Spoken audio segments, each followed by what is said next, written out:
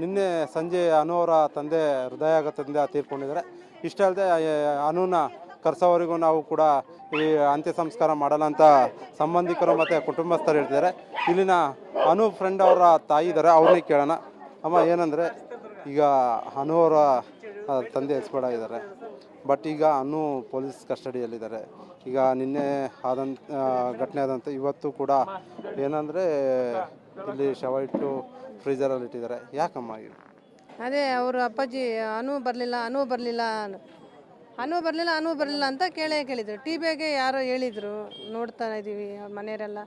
ಯಾಕೆ ಹಿಂಗಾದ, ಏನು ತಪ್ಪು ಮಾಡಿಲ್ಲ ನನ್ನ ಮಗ, ಆಟ ಆಡಿ ಜೀವನ ಮಾಡ್ತಿದ್ದಾರೆ, ಹಿಂಗೆ ಯಾರೋ ಮೋಸ ಮಾಡಿ ಕರ್ಕೊಂಡು ಹೋಗಿದ್ದಾರೆ, ಮೋಸ ಮಾಡಿ ಸುಳ್ಳು ಹೇಳಿ ಕರ್ಕೊಂಡು ಹೋಗಿದ್ದಾರೆ ಅಂತ ಮಾಡಿದರು. ಆಮೇಲೆ ನಿನ್ನೆ ಸಾಯಂಕಾಲ ಎಲ್ಲ ಚೆನ್ನಾಗೇ ಇತ್ತು.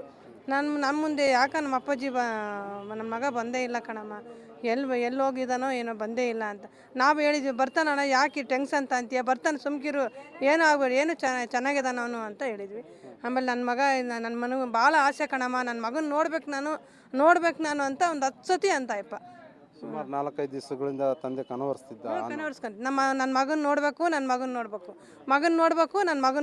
ಮಗ ಇಲ್ಲದೆ ನಾನು ಬದುಕಲ್ಲ, ನನ್ನ ಮಗ ಬೇಕು ನನಗೆ.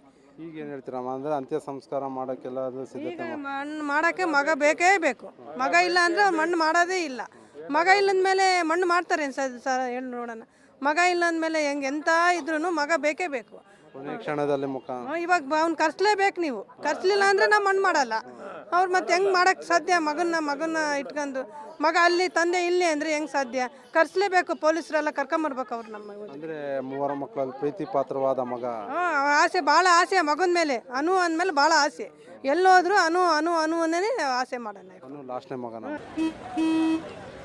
ನಡಿ, ಈಗ ಶುರು ಮಾಡೋಣ.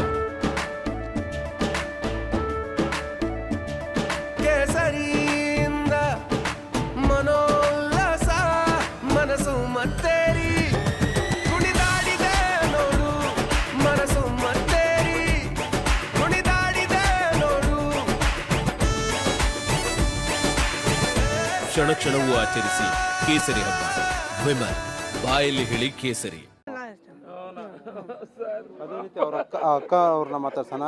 ಏನಂದರೆ ಅವರಮ್ಮ ಕೂಡ ಇದ್ದಾರೆ. ಅವರಮ್ಮ ಕೂಡ ಏನಂದರೆ ಮಗ ಬರ್ತಾರನ್ನ ನಿರೀಕ್ಷೆಯಲ್ಲಿದ್ದಾರೆ. ಅಕ್ಕ, ಏನಂದರೆ ನಿನ್ನೆ ಎಕ್ಸ್ಪೈರ್ಡ್ ಆದಂಥವ್ರು, ಬಟ್ ಇವತ್ತು ಕೂಡ ಅಂತ್ಯ ಸಂಸ್ಕಾರ ಇಲ್ಲ. ನಿನ್ನೆಯಿಂದನೂ ನೀವೇ ನೋಡ್ತಾನೆ ಇದ್ದೀರಾ. ನೀವೇ ಈಗ ಅಲ್ಲ 2-3 ಸತಿ ಬಂದೋಗಿದ್ದೀರ. ನೀವು ಬಂದು ಕೇಳೋ ಪ್ರತಿಯೊಂದು ಪ್ರಶ್ನೆಗೂ ನಮ್ಮ ಅಪ್ಪಾಜಿ ಉತ್ತರ ಕೊಟ್ಟು ಅವ್ನು ಸರೆಂಡರ್ ಆಗಿದ್ದಾನೆ, ಅರೆಸ್ಟ್ ಆಗಿದ್ದಾನೆ ಅಂತ ಗೊತ್ತಾದ್ಮೇಲೆ ಸರ್ ಈ ಥರ ಆಗಿರೋದು. ಈಗ ಅನು ಅವ್ರು ಬರೋ ತನಕ ಅವ್ನು ಬರೋ ತನಕನೂ ಅಂತ್ಯ ಸಂಸ್ಕಾರ ಮಾಡಲ್ಲ ಸರ್. ನಾವು ಬರಂಗೆ ಮಾಡಿಕೊಡ್ರಿ ಸರ್, ಅಷ್ಟೇ. ನಮ್ಮ ಕೈಲೇ ನನ್ನ ಮಗನ ಕರ್ಕೊಂಬರೋ ಶಕ್ತಿನೂ ಇಲ್ಲ. ನನ್ನ ಗಂಡನ ಎತ್ತಕ್ಕೂ ನಮಗೆ ಶಕ್ತಿ ಇಲ್ದಂಗೆ ಸರ್. ನನ್ನ ಮಗನ ಕರೆ ಕಳಿಸ್ಬೇಕು. ನಾ